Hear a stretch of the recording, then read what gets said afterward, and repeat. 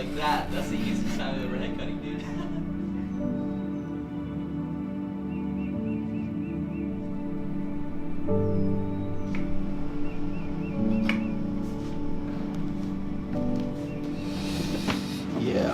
Yeah, I'm pretty proud of this guy, no matter how simple it is.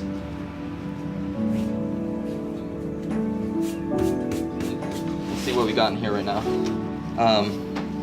Dude, the guys, Apollos short coat. This one is a wool olive one. They don't make them anymore, so that one's super awesome. I'm a writer, and so I carry around the magazines that I write for. This is Ecstasis. And then Maker's Movement is actually my favorite issue.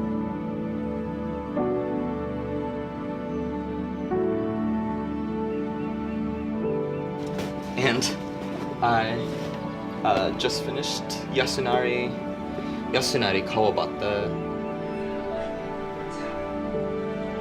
Designing for Cabal Crafted and moving with a slow spirit is always teaching me stuff. Actually, these inanimate objects are some really awesome teachers.